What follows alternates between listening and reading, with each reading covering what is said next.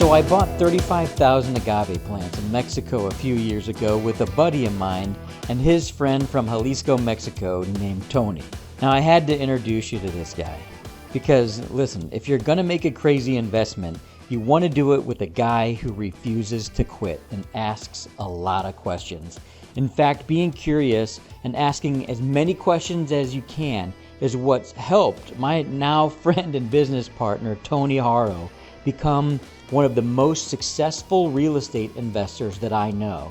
In fact, he's equally as successful in business and relationships. He came to America at 16 years old and now holds an incredibly profitable real estate portfolio. If you ask how he did it, he'll tell you that he just figured it out as he goes. So my job on this podcast was to be as curious as I could be to help uncover some of the secrets for you. Here's a hint. Accept help when offered, stand your ground, and never stop learning.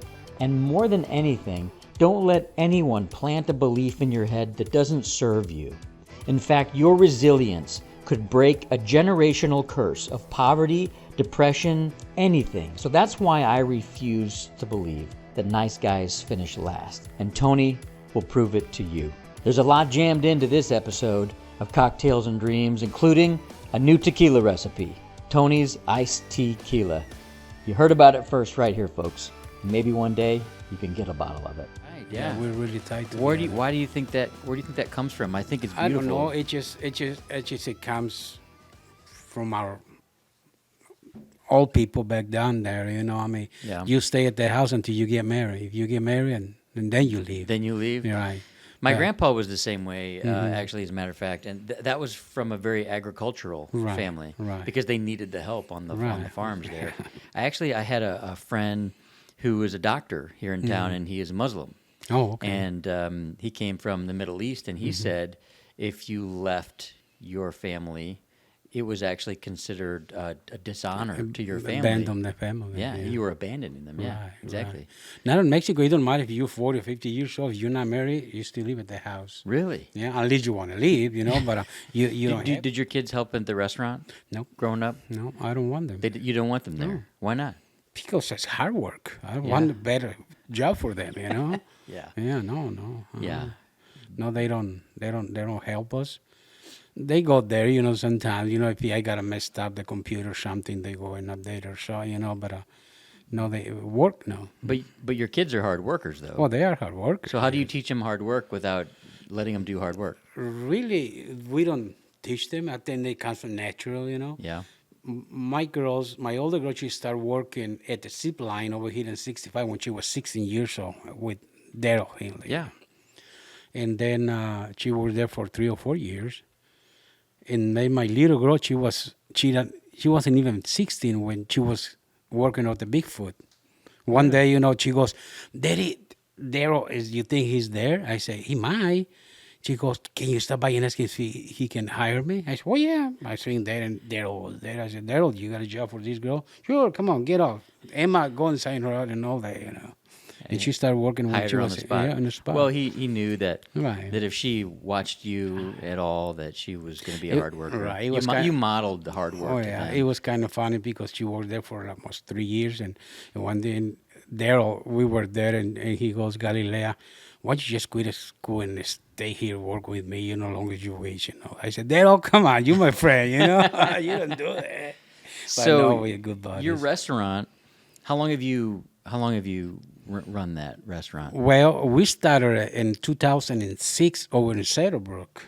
We were down inside the convenience. You were the where Hector is now. Yeah. We started there. We were there for 8 years. Wow. And then when Clyde Lorenz sold the gas station to the owner there is right now, you know, and he tried to charge me $1,500 of rent, I say, "No, I don't think so." Yeah. So time to move on. Moved down, yeah. So we went to Nick's side. Thanks God, you know. Are you renting that space? Yeah, I'm renting that space. It seems like you've been there for a while. 12 years. 12 years. And Nick's now. It's and let me just say for everybody listening, your tacos are the best, life-changing. Not only that, but I always appreciate the advice you give me on, you know, cooking my my meat smoking endeavors. You gave me some mole peppers and gave me a great recipe for a marinade, which I really use. And you've educated me a lot on, what the different cuts of meat are and barbacoa and things like that. And you guys, it's funny talking to you because you seem to really enjoy preparing food and you enjoy the people. And I wouldn't say you complain, but you talk a lot about working hard and getting up early. So what time do you get up to open the restaurant? And I get up every day at 2:30 in the morning. 2:30 in the morning. It takes me about 15 minutes probably to warm up and get ready to leave, But most of the time, 10 minutes after 3 o'clock, I'm over at the restaurant. Really? And so what are you doing? What are you Well, prepping food? the thing is that we don't save anything from the previous day. Okay. Because there was nothing left. We're so busy that, you just tell people I'm out of food. Yeah. Yeah. Yeah, sometimes we had to close early because we run out of everything, and I'm not going to start cooking again, Right. So in the morning when I came in, first thing I do, just get everything prepared, like seasoning the meat and the pork and sausage and bacon and all that stuff and getting ready for it. So how many people do you feed in a day, you and your wife? Would you say? I would assume like Friday, Saturday, and Sunday each day, we probably serve around 350, 400 people a day. Wow. And that's just me and my wife. Just two of you. Just two of us. That's hard work. It is hard work. But you know what? We enjoy being there. Yeah. We enjoy so much being there because we get a chance to talk to people, Well, my wife, she does get more chance because I'm on the back, Yeah. But sometimes, people, they're just looking for me back there and waving me, That they inspire me, so more, you know, because people appreciate that, Well, there's a community there that it seems like you really love. And I think a lot of people, they go to work every day and they just kind of do their job, whether it's their business or whether it's just a job. They just go to work. Yeah. But it's different for you, it seems like. And it's taken me a while to figure that out about you because you talk about working and you talk about hard work a lot, but it's taken me a while to fully understand how much you really love talking to people every day and how much that sense of community really inspires you and how lucrative in a way, not just fulfilling, but a lot of people know you and they know what you do because you get a chance to talk to them. People get to understand some of the other things you do, and you become known as a guy who likes a deal. You become known as a guy who might buy a piece of property or some equipment, maybe. It gave us a good, we're in the right spot there, because I know a lot of people, and I know most of the people that goes in there, I know exactly what they're doing for life, Some of them, they buy and sell tractors. Some of them real estate like you, they go in there and I got a good deal coming up. You might be interested in all that, And I'm up to the opportunities. If there comes an opportunity, I'm not going to let it go. Right. People know that. Right. And you know all the police, all the firemen. State troopers, all the fire departments, all the police, all the sheriffs around there. And I didn't never tell anything to nobody about this, whenever a police, sheriff, state trooper goes there, we never charge him. We never charge one penny. That's beautiful. Well, that's one way. They appreciate it. I bet, yeah. And it's a way you can honor them for their service. Right. And there's some of them, they're new. They go in there and say, sir, this on us. Oh, you can't do that. I said, why not? If something happen on my house, I'm going to call you. You're going to go. Yeah. You're risking your life. Yeah. Why can I give you a little bit of what we have or what we do, Yeah. And they appreciate that. I bet, and that's a way to make sure they'll always show up at your restaurant. Right, and it protects you because you've got. And I always told them, not because I gave you this, if I'm doing something, I'm not the person can avoid that. You arrest me, you pull me over. Yeah. That's your job. That's right. If I do something, I'm a man and I got to pay for it. That's right. Not because I gave you a breakfast or lunch, you got to do your job. Right. Well, everybody, I think, wants to try to do something, but a lot of us don't really know how to help or contribute. Right. So everybody kind of contributes in the way they can, and you feed people. Yeah. And so if you can do a little extra and feed people And in your community. you can. I mean, it's just like your business or my business, you can please everybody. There will be always somebody that is not going to like you, or he's going to talk something about it. He's going to post it on Facebook or your page, something stupid, Right. But I just don't listen to him. Yeah. Because they can speak about you business whatever they want. It's their decision. There's their point of view. Right. Not mine.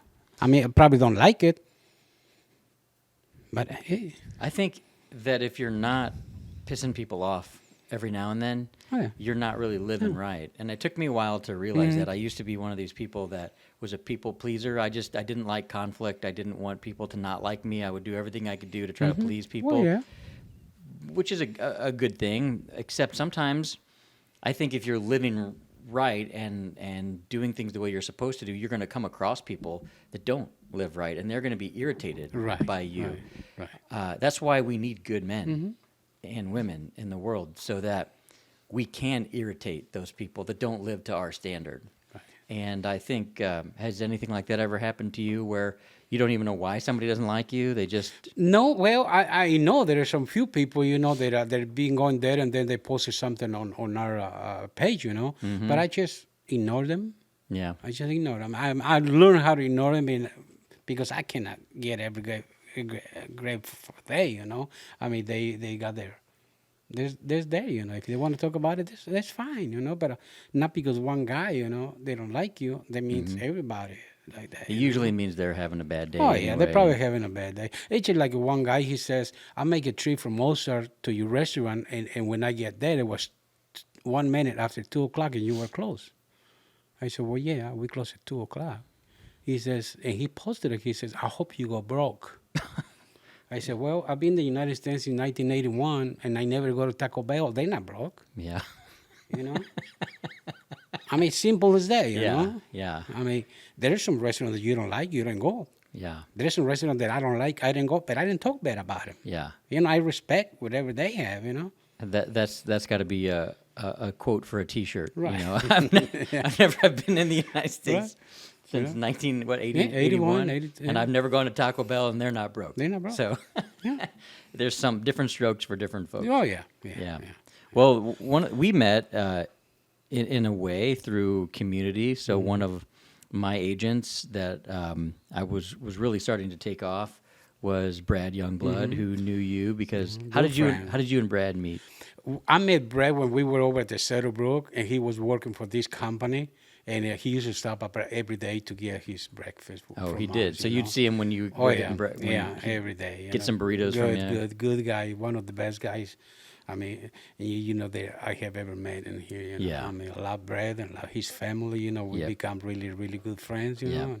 Absolutely. And, Same here. And so he introduced me to you. And what's interesting is that you guys were exploring the opportunity. You had just purchased a farm. In Mexico, in Jalisco.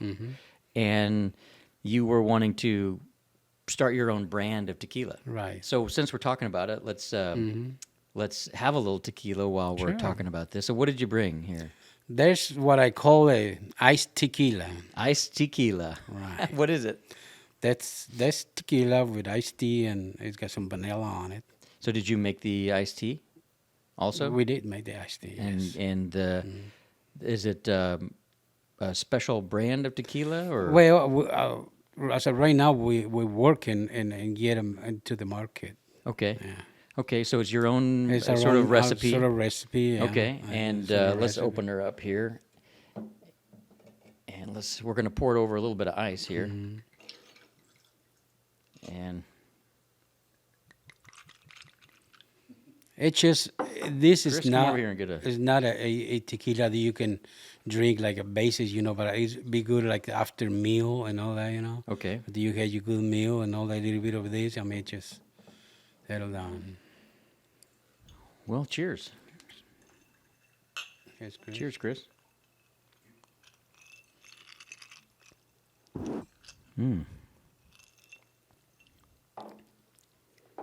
That's good.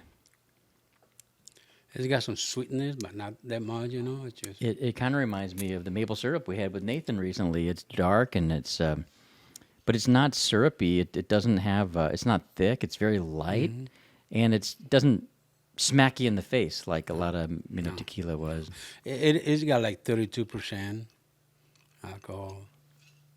I could see putting a lime in that or a lemon or something. That's nice. You could even Pretty put a little small. lemonade or a sparkling Yeah, you can fizzy mix whatever something. you want. Yeah, Put whatever you want in it, Tony. That's Thank you good for stuff. bringing that. That is good. So this is something you want to bring to the market someday. Right. Iced tequila. Iced tequila. So you guys were actually starting down the entrepreneurial journey of seeing what it would be like to create your own brand. Right. This was right Well, about the time. This is the deal, and Brett and I, we talk about it, and I did make some research, you know, because I got some friends down in Mexico. They have distilleries and all that, and every time I go down there, I go over and see them and talk about it. I'm not asking them straight questions, you know, because they might not going to have an answer, but I try to catch one here, catch one there, and all that, you know. Just try to pick up little bits right, of little bit, information here right, and there. information about it, you know, and I learned because it caught my attention one time that I went there, you know. They had that bottle of tequila that I wanted. He goes, "You want that with label or without label?" Interesting. I said, "Oh, Why do you ask? yeah. What do you ask? What?" He said, "What label? There's so much. Without label, there's so much Different lower, price. Different price." I said, "Is this the same tequila?" He goes, "The same thing. It's just one got label. I had to pay 50% taxes to the government." Oh. Gotcha. So they caught my attention, and then we did some research, you know, that how much agave extract we need to make a bottle of tequila, and the volume is pretty high. Okay. So, and then a friend of ours, this Brett's cousin, he says, "Well, just grow the agave. Yeah. Why not grow the No, agave? just grow the agave, and then you guys talk about it." So And that's when I got involved. that's when you got involved. Because in we that. were Right. starting to track the success rates and the commodity prices, and it seems like there's a 4-year kind of rise and peak in agave prices. It just waves, you know. Yeah, because with agave, what we learned for people who are listening is that pina, it's like a pineapple in the ground, it's like a gigantic pineapple. Right. You have to harvest that whole thing, so you're ripping the whole plant out of the ground. Just to get there. Yeah. But So when you get there, you know, there'll be, I'm pretty sure after 8 years, you know, there's a smaller one. It might be, I don't know, 35 kilos, 70 pounds.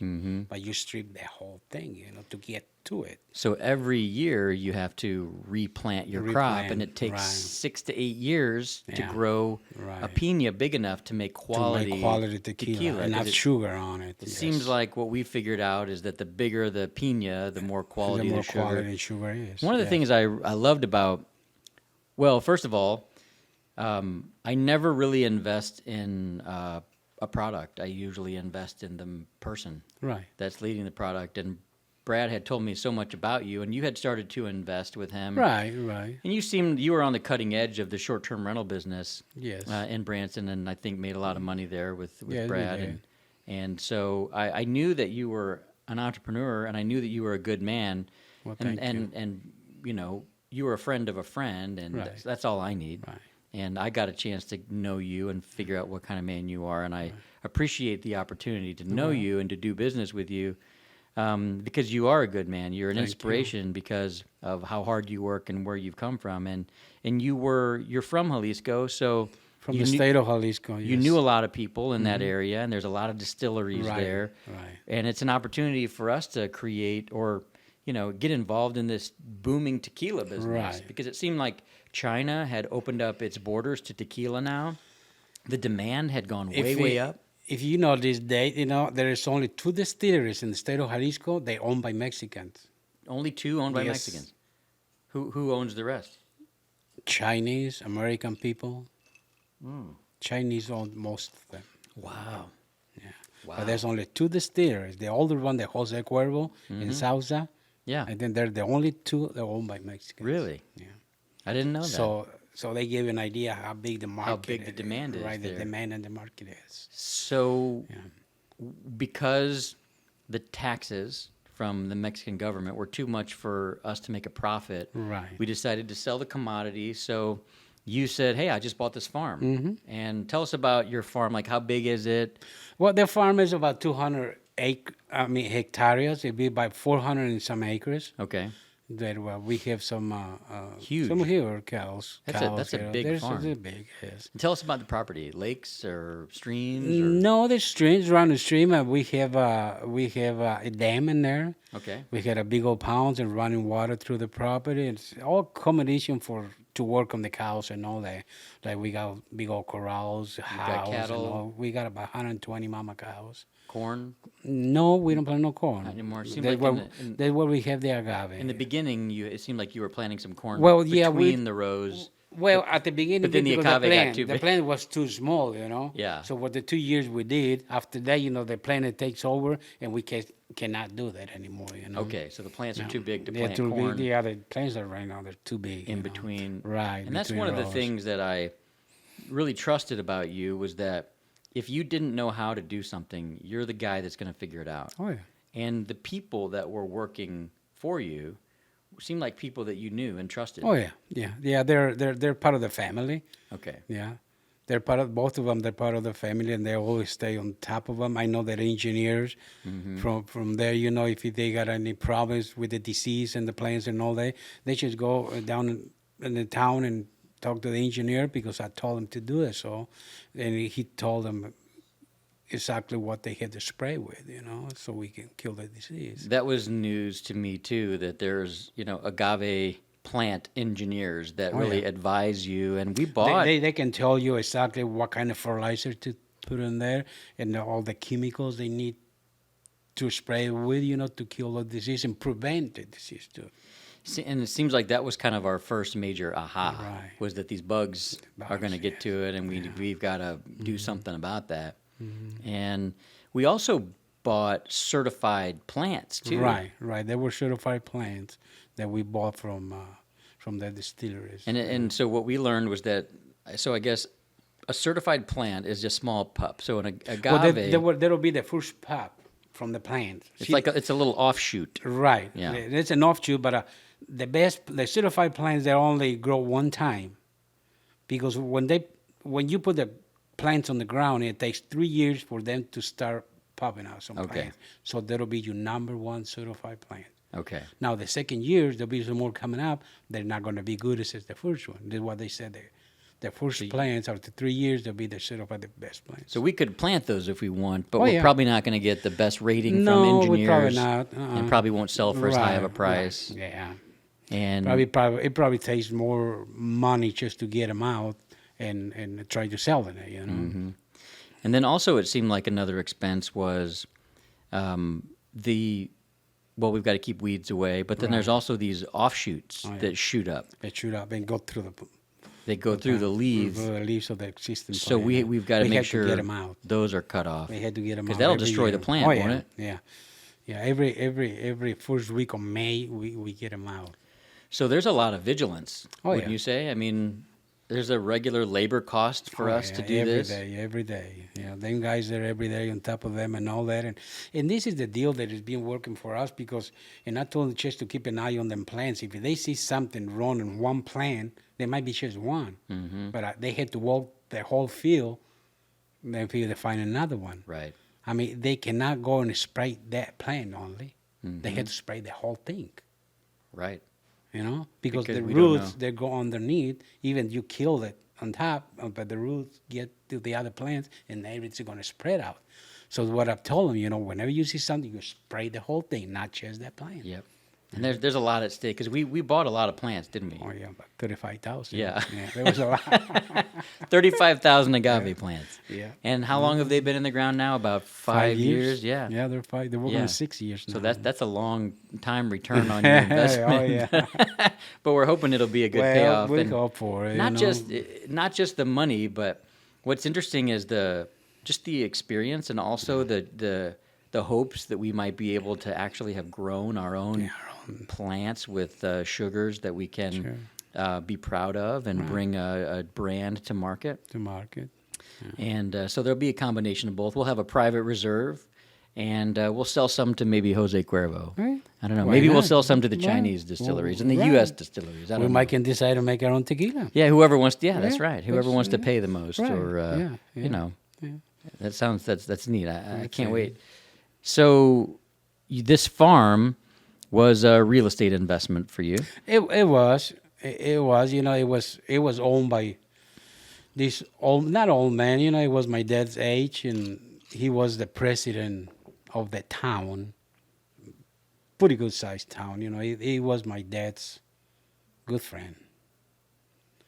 And I remember when I was a kid, my dad who used to go to the town and see his friend and all that. And one day, he says, "Hey, Salvador," he says, "I bought a nice farm, you know, by San Nicolas. You know, I would like That's to." your dad, Salvador. Yeah, my dad. He said, "I would like to come over one day and look at it. You know, it's really, really nice." So time goes by, and one day my dad, he goes, "Oh, we put it close over here, you know," and I see his truck going up to San Nicolas, probably to the farm, you know. How old were you at this time? I probably was, I would say 9, Okay. 10 years old. So you're in the more. truck with your dad. Oh, yeah, I was in the truck just with my having, dad. just having going a good along time with him, you know. Yeah. So we went up there, you know, and yeah, his friend was at the farm there, you know, when we get in there, you know, and oh, come on, look at this old house. I mean, their house, probably the ceiling, it probably was like, I don't know, 20 feet tall. Wow. Pretty old adobe houses, you know. I was impressed with that, you know.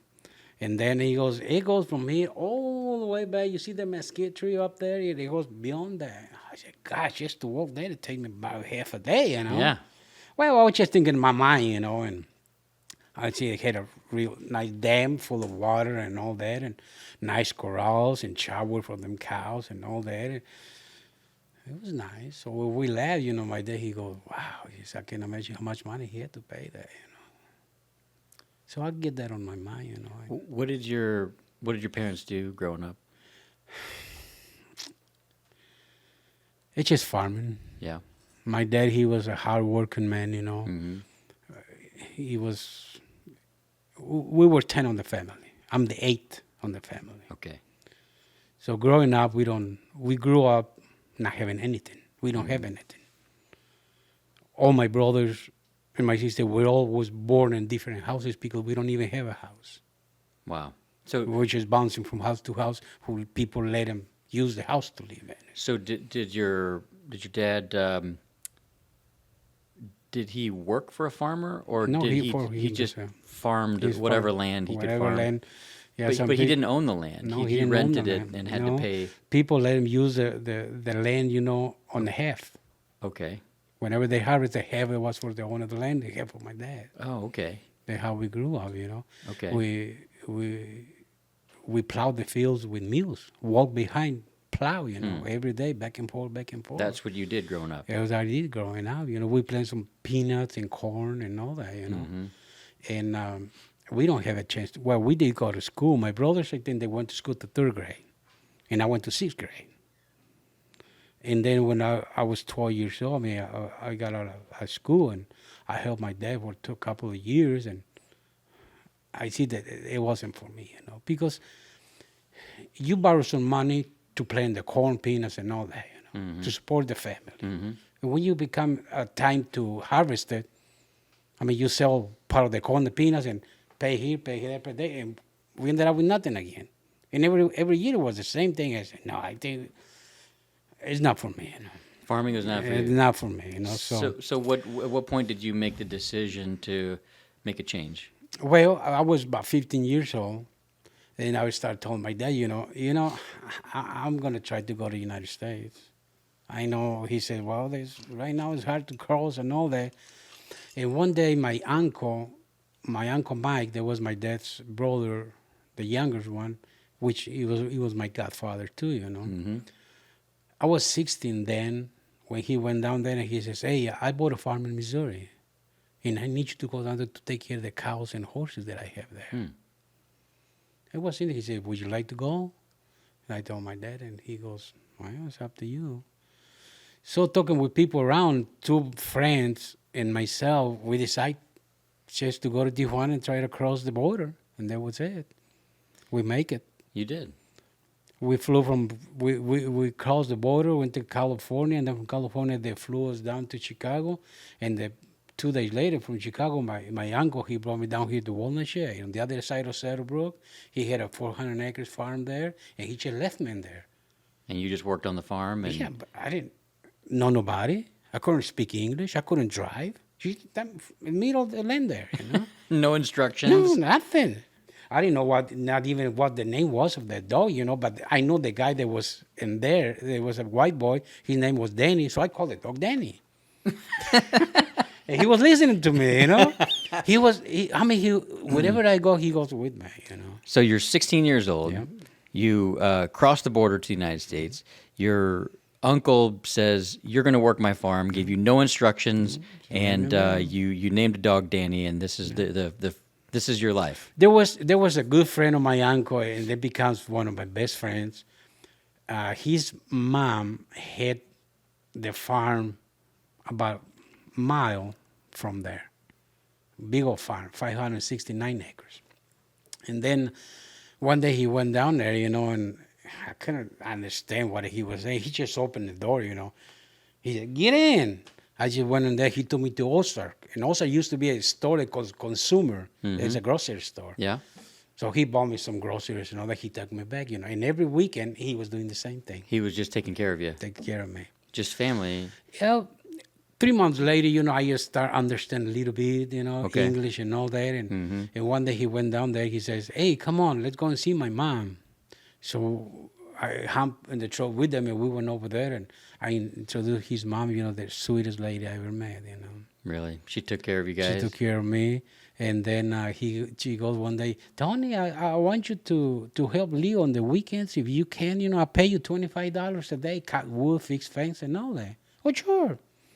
And that's how I learned a little bit of English, you know. Okay. Just sticking out with Leo there, you know. Yeah. Cut wood, fix fence. And then when it got 12 o'clock, we go into the house, and she had a really, really good meal every time, you know. I was in heaven there, you know. Yeah.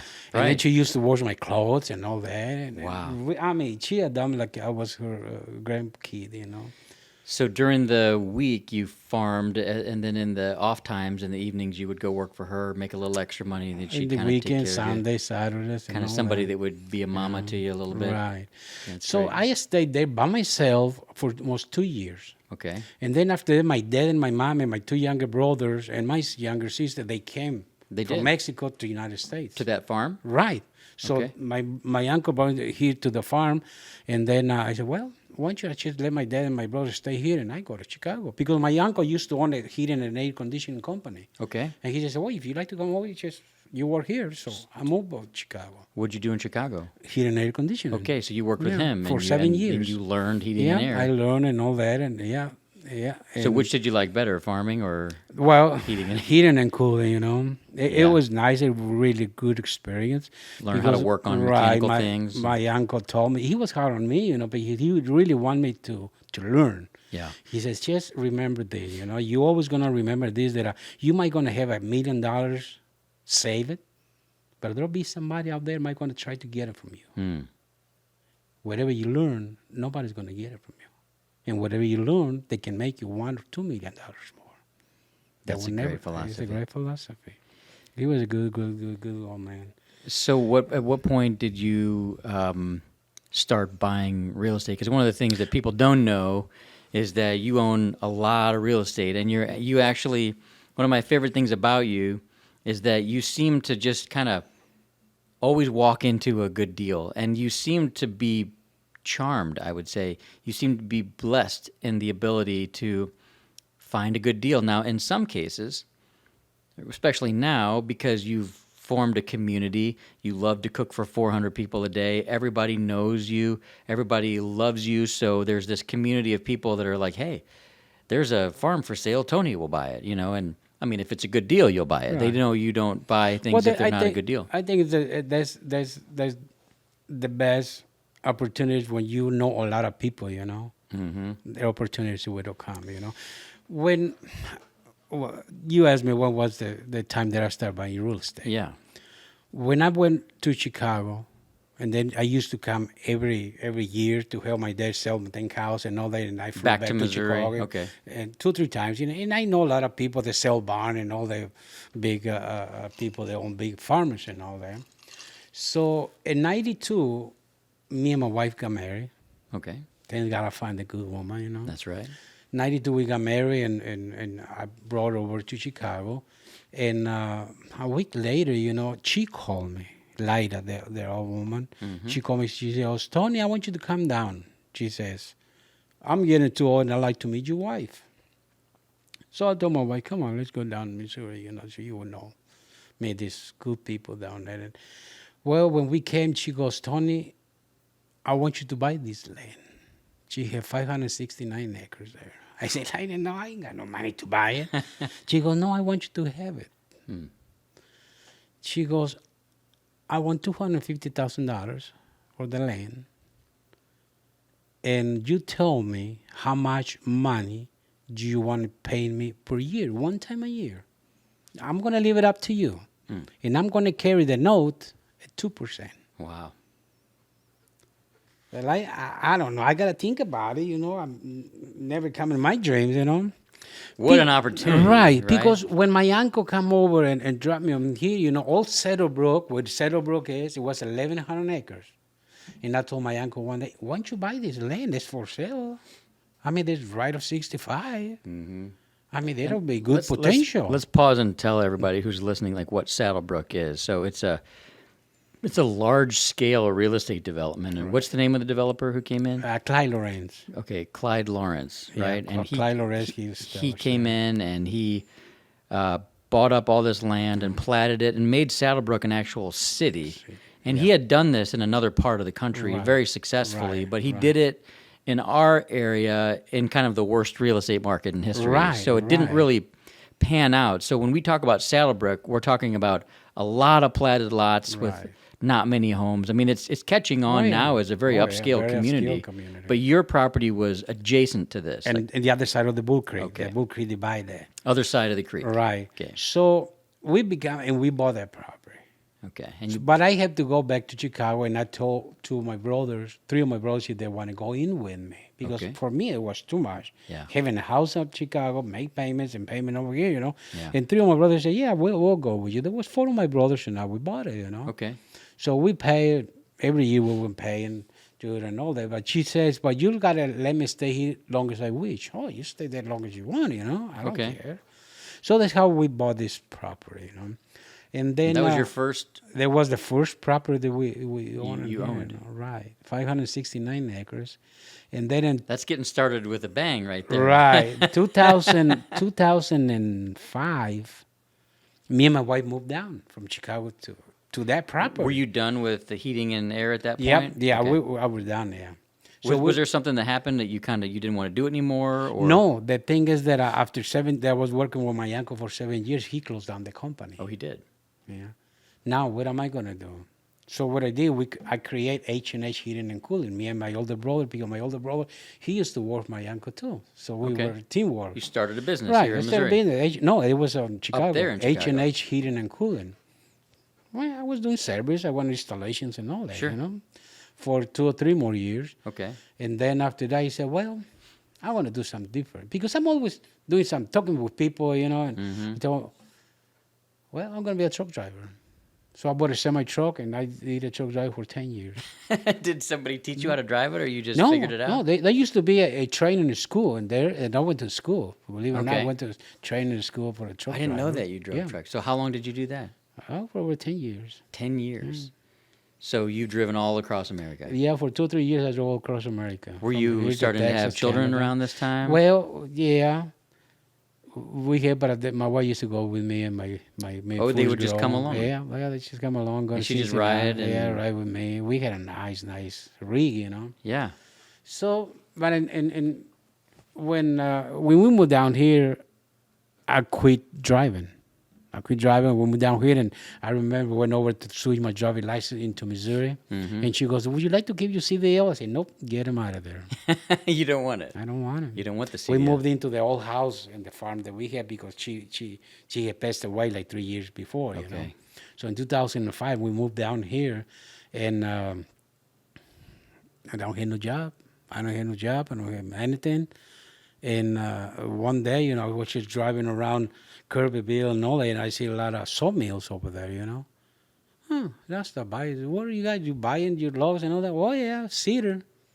And we have a bunch of cedar. I told my wife, well, I went over to Nick's hardware store and bought a chainsaw and all that. And I was cutting one trailer full of logs, cedar logs, a day. Off of 500 acres, you logged your own property, took it to the mill. Well, they come and got it every day. Oh, they came and got it. Every day they come and get one load, you know. You just had to pile it up for them, or did you just drop it? Yeah, just pile it up for them Okay. and just load them up, you know. I was making $380, $400 a day. Wow. It wasn't bad, you know. Yeah. But it was hard. I mean, I started 4 o'clock in the morning. I don't get home. My wife, she used to bring me breakfast and lunch there, and I get home to 4 o'clock. And one day, Bob Case, it was the name of the guy who got it, and he says, who's helping you? I said, well, nobody, by myself. Guys, this guy and I, we never got one load there, you know. Well, there was the story, you know. But after that, you know, one day I had a company from Chicago. And I told him, well, I'm going to Saddlebrook to get some beers, you know. So I went down there in Clyde, and he was like, Tony, he says, give me an advice how to make this deli to work because I'm losing money in the deli. We sell hamburgers, chips, and hot dogs, and nachos, and I don't make no money. I was in a hurry, you know, because I had company at home. I said, just put a Mexican restaurant. And then after that, you know, my phone started ringing. Tony, why don't you put a Mexican restaurant? Clyde, I never run a restaurant, never work. I don't know how to cook. But you never drove a truck, and you never knew how to do, you know, heating and air, and you got no instructions in running a farm. So, you know, he saw something in you. He saw the man that I see, the guy that can do just about anything. About anything. He says, come on, he says, I don't charge you rent for 6 months. I said, Clyde, I don't know nothing about cooking. I said, but on top of that, you got to put a hood, you got to, and all the output, whatever you need. He spent about $20,000. And you didn't know anything about cooking? No. I went home and I told my wife, hey, Clyde Oren, he says that we can put a restaurant in there. And she goes, well, what do you know about cooking? I said, well, no, but we just cook like you cook at home. That's it, you know. What do you know about cooking? Yeah, you know how to cook. Yeah. You just cook like you cook at home. And Yeah. that's how we started. That's how you started. We started in Saddlebrook in 2006. Wow.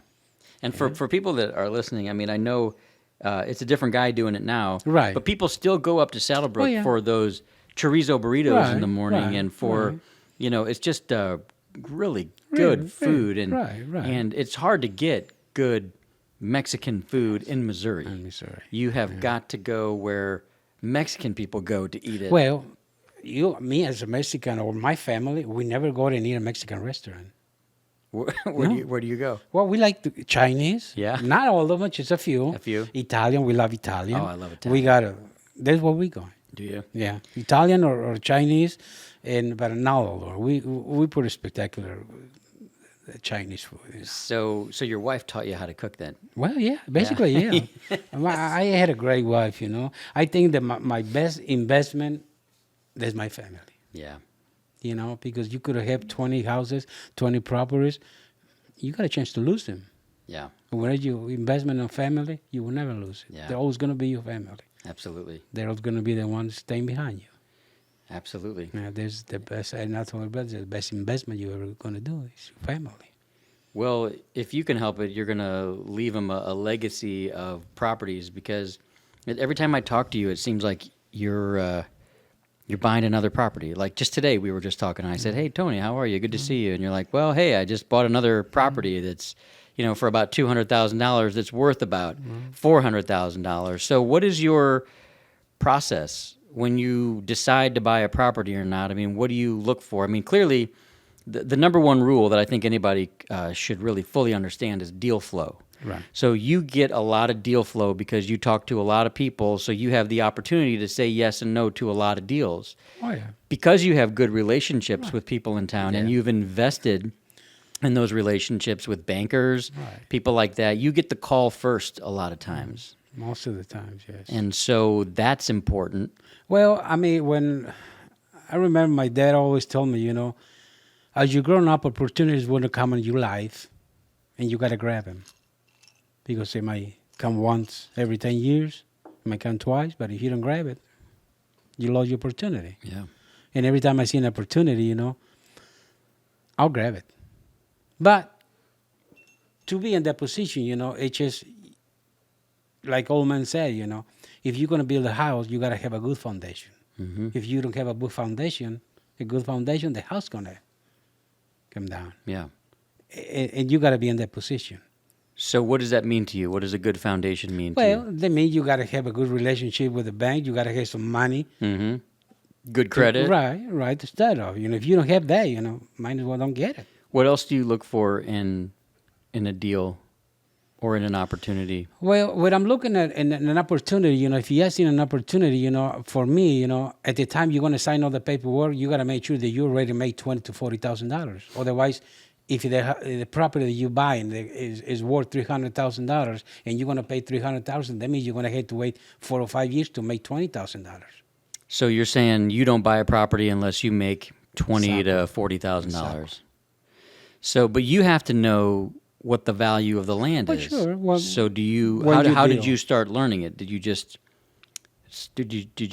kind of ask for help, or did you have a realtor, or did you just kind of? I talk to a lot of people like you, Okay. like Brad, Mhm. I mean, like I say, I catch things from you guys when any investor that comes over to restaurant to see at the restaurant I'm in that good position because there's a lot of people that goes there, I mean, real estate and all that, and I always ask. So in Always your ask. questions and conversations, you're asking people, yeah. hey, what are land prices Sure. like? Oh, What's the yeah. market like? Oh, And yeah. you're picking up I know information. a lot of them. And I Okay. always ask, hey, how's the real estate market? No, Yeah. this and this.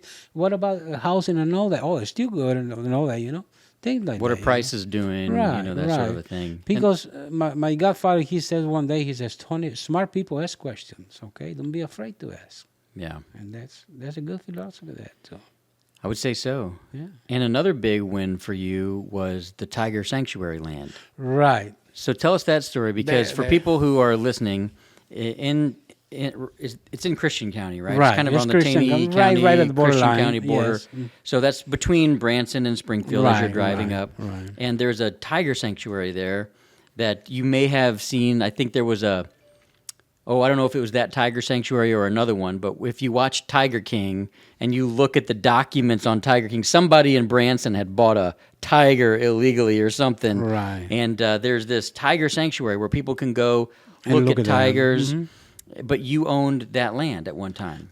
Where the original tiger sanctuary is, a friend of mine used to own that, and I used to own the right next to it, which they needed that too, to expand. Okay. And then I Now that's just raw land that you owned, right? Was there anything on it? no, there was a house. There was in a house on Yeah, it. a nice Okay. house.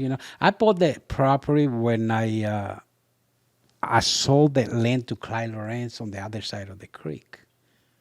We didn't come by this story. So this is when Clyde was still buying Right. land for Well, Saddlebrook. He was selling a lot of lots in Saddlebrook. And Okay. he thought he was going to rent out of land. This was before the market kind of turned. Right. Well, there was right in there, 2005, 2006.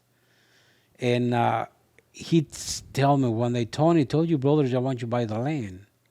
Is this the land that I the bought- woman sold yep, the house yeah, to? Okay, and Clyde wanted to buy that. Buying it to why? He wants to buy it. I said, Clyde, they don't want to sell it. Oh, come on. I give $1,000 an acre. I said, no. And what was land selling for at that time? Well, we had listed it for $800 an acre and didn't sell. Okay. Like 2 years Okay. early. So it wasn't selling at $400. No. He was going to offer you $1,000 an acre, Right. and you said no. I said, no. Okay. Most So- people wouldn't do that. Oh, yeah. So he said, well, talk to your brothers, which I never did talk to them. You didn't. Because I Were you afraid that they wanted to sell? Yeah, one of them he wanted to sell, he and did. the other one, the other two, they won. And then a week later, he wrote his four-wheeler, Tony, I love your land and all. I wanted to buy the land. I said, Clyde, my brothers, they don't want to sell. I didn't even ask my brothers. He said, I give you $1,500 an acre. I said, no. Let me tell you. Why did you say no? Why did you not talk to your brothers? Because I really don't want to sell it, because I don't want to sell it. I want to stay there. Yeah. Because I'm a country boy. I grew up in the country, Plus, it's sentimental. Right, sentimental, no that. I said, did you talk to your brothers? No. I will tonight. The next day he called me. You talk to brother? Yeah. No, they don't want to sell tell them to put a price on it. I said, no, they don't want to sell it. Okay. Well, like a couple months went by, and he still called me every day, wanted to buy it, the land and all that. And one day I told my wife, you know what? He really wants this land. I haven't talked to my brothers, and I ain't going to tell them. But he wants to buy the land, he's going to pay for it. So one day he called me and said, yeah, they said they'll sell it. But it'll be $2,700 an acre. $2,700. Oh, well. And that weekend, I got a call from a friend in Chicago. He was going through Mexico. He said, I would like to stop by and say hi. Oh, sure. Well, guess what? In the morning, he came in with a brand new Hummer. He's sitting right in the front of the house, you know. And then we were having breakfast, and I see Clyde Lorenz went on his four-wheeler. And he says, Tony, is your company? I said, yeah, this guy from Chicago came over and look at the land. Somebody's looking at my property. He said, whatever you do, he says, but let me have the last chance. Okay. Well, about a month later, you know, he bought the property. He did for $27.50. $27.50. Wow. I mean, that's what it is. You know, I love Clyde Lorenz, you know. Yeah. I respect him, you know. Mm-hmm. I love the man and his family. We become good buddies, good friends, and all that, you know. But he was a businessman, he and was he a was businessman. going to sell. He was going to break it up and Right. sell it into lots. He was going to Well, make money. The thing that he said, but I want you to carry the note for 24 months, and I'll pay you 6% interest money on it. Well, sure, why not? Sure. After I done that, I called my brothers, and no, they all agree. They had to agree. Yeah. You know. Yeah. So that's how we sell that, and we split the money between me and my brothers and all that, and everybody went on their way. Okay. I got a brother that got 200-300 acres by Ava. Another brother's got 200-some acres over by Marshville, and another one just bought another $500,000 farm. We all got That brother in Ava is a good cook too, isn't he? Both of He's them. got a There's two of them. restaurant there. Yeah, they got Haro Brothers restaurant in there. Really They're good. busy. Yeah, they're I've been busy. there. That's beautiful. It's a great breakfast. Yeah, they got good breakfast. Yeah. And that's how I started as a real estate business. You know. That's interesting. You, it's sometimes it. Just, I mean, that woman, she gave you a break. She really cared. There was a deeply gift from her. There was a gift. I for told her you. that there was a gift. Isn't that special? Those people in your lives that really she sowed that into your life, and that's just very, very special, and that's good that turned into a seed for you to be able to continue to invest and provide for your family in an amazing way. So now, in order to buy and sell land and run a business, at some point you had to become an American citizen. Yeah. So how did that happen for you? I tell you the truth, you know, I gave my citizenship, my green card with the amnesty.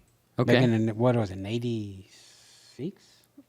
Was there like An a amnesty, legislation? Right. The Ronald Reagan, the amnesty, and that's how we became.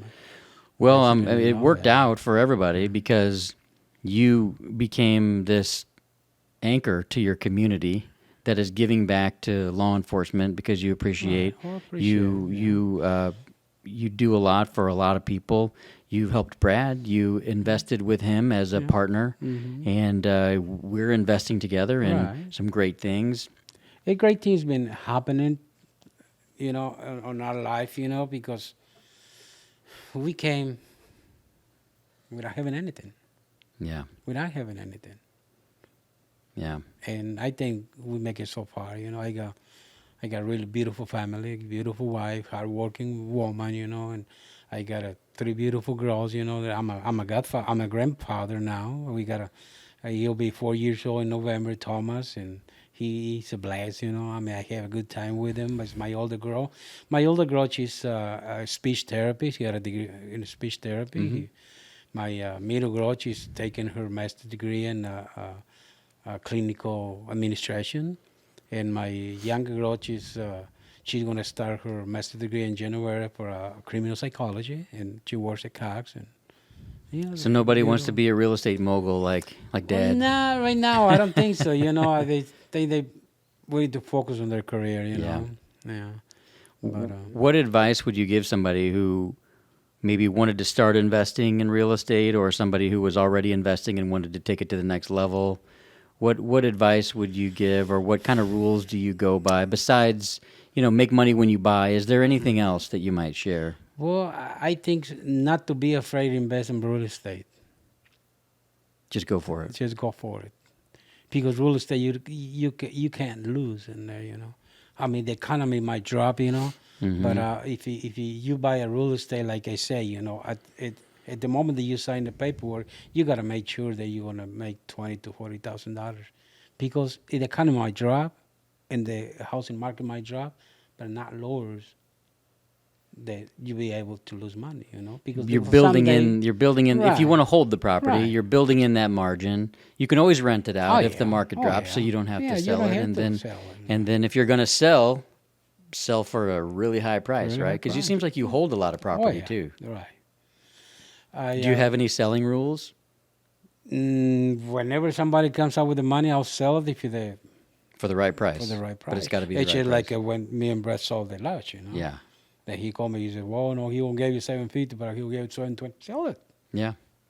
Yeah, you guys did great on that. Well, great on that. Yeah. Sell it. Why Yeah. not? I mean, Yep. there's a good margin of money, I mean, you always can invest that. What we did, Right. we invested. Yeah, absolutely. So one of the things I want to be sure that people don't miss is that your dad took you to that land in Jalisco, and he put an idea in your head In my head. that you refused to believe. Right. And that idea was that we'll never be able to afford this.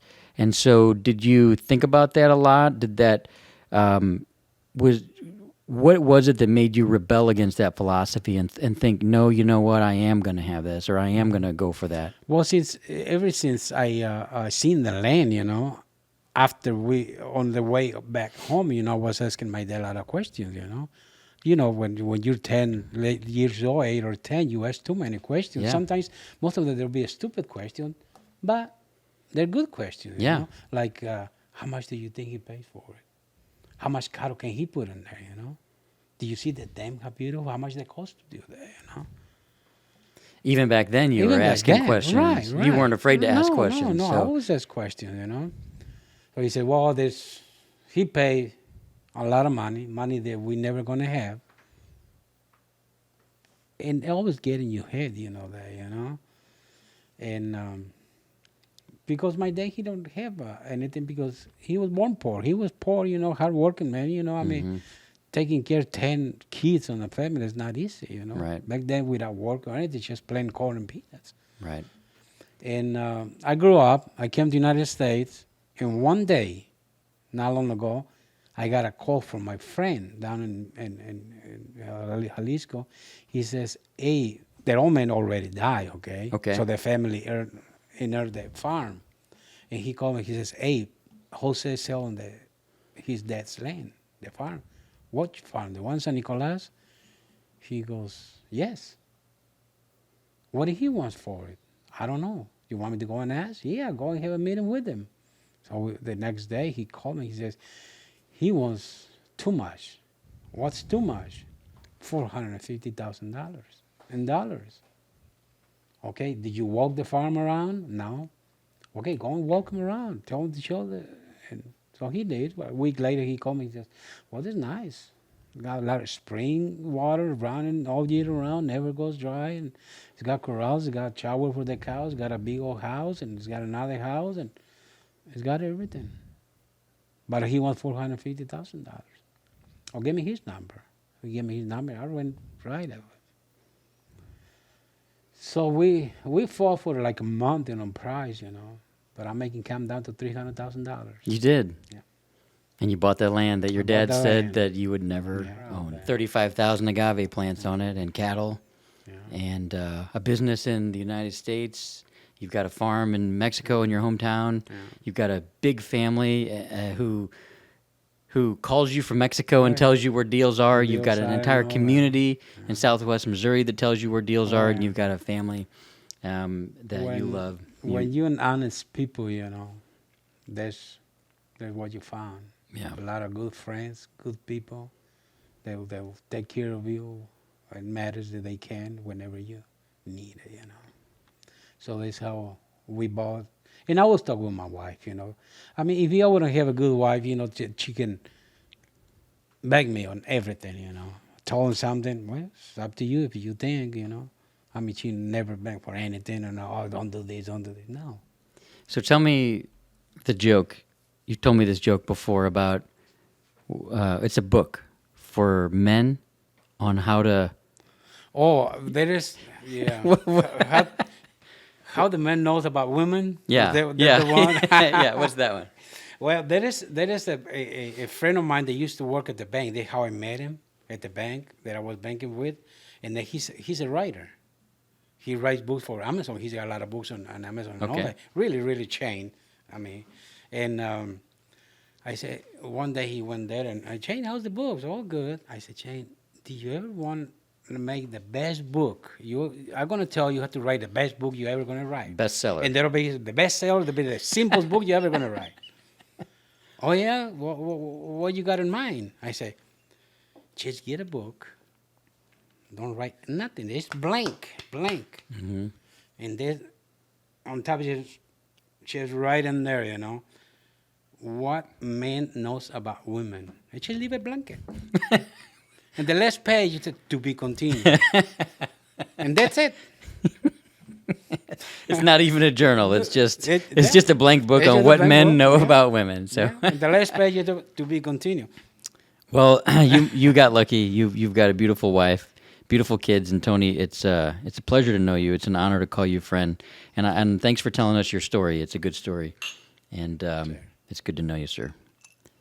Well, thank you, and for giving me the opportunity. You know, some of those things, you know, I'm not the person that goes and tell my stories to say to anybody. You know, I'm a pretty reserved person, and You are.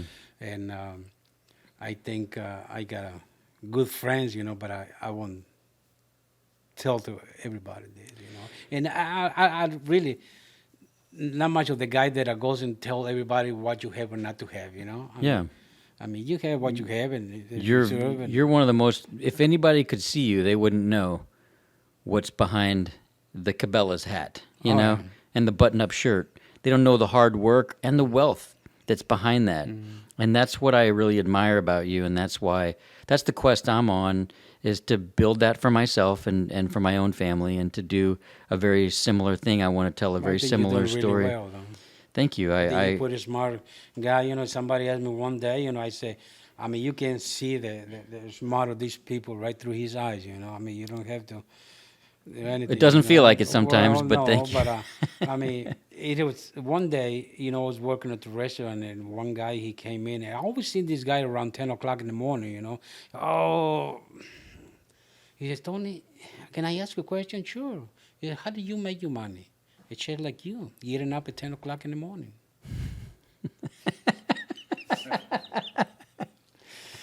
You know, there's some questions that I mean, you don't have to answer, you know, but there's always an answer for it. He was you know? asking though, Yeah, but yeah. some things you have to figure out on your own, right? Right. That's that work ethic you can't really teach. You have to want You it. have to, yeah. You have to want it. And I'm a hard believer that, you know, that if you're married,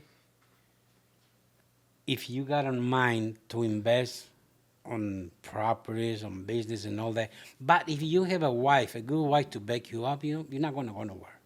You ain't going nowhere. I know that. I know that. I know you know that, yeah. And that's what it takes. Right. It takes the couple to walk together. It takes two Yeah. to multiply. To multiply, And it's not just children. No, It takes two to multiply the blessings of life, God's blessings on our lives. It takes both. It takes Right. prayer together. It takes thinking together. It takes doing business together. And you every morning, she's up in the front of the house. You're in the back of the house. So That's what it takes. it's a good life. And the next time we do this podcast, we're going to be releasing our brand of tequila, and we'll be able to call it tequila because we'll it's be able made to in do it. Jalisco. Oh, yeah. It won't be mezcal; it'll be No, tequila. it'll be So tequila. I can't wait for that. And this is really good. It is Let's sell some of this somewhere legally someday. Well, someday we'll sell it, yeah. Tony's iced tequila. Nice tequila. I like it. good. So It is.